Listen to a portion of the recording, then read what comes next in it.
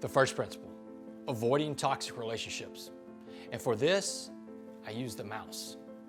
When I first got to prison, I was kind of a fish out of water. I had to get acclimated to a foreign environment.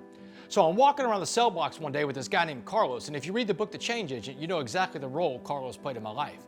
And as we're walking from one cell block to the next, I see a guy laid on a bunk reading his book. And sitting next to him on the pillow, sleeping next to him, is a mouse, his pet mouse. And the mouse won't leave his side. And I kind of nudge Carlos, and I'm like, hey, what's up with that? Carlos grabs me and takes me over to our cell. He was my cellmate. And he slams the door shut of the cell. And he said, first of all, don't ever look in another man's cell.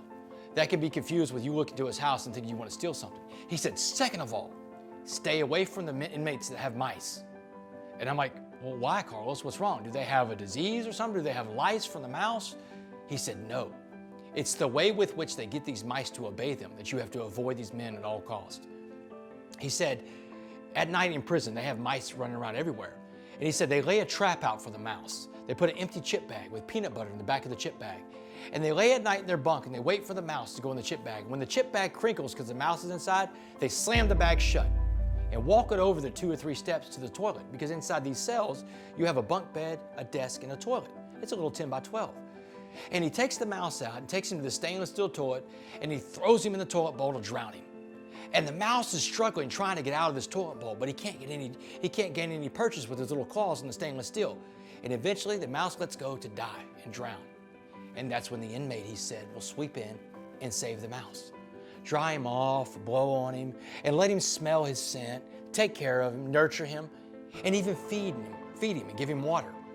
And then he'll take the mouse out and he'll throw him back in the toilet again.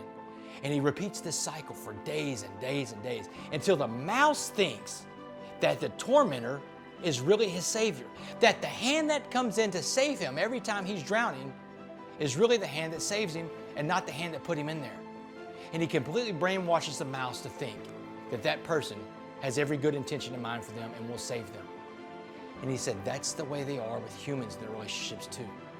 He said, so stay away from the inmates that have the mouse. He said the mouse is what you have to look out for.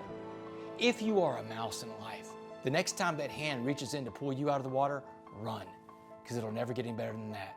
Avoid toxic relationships at all costs.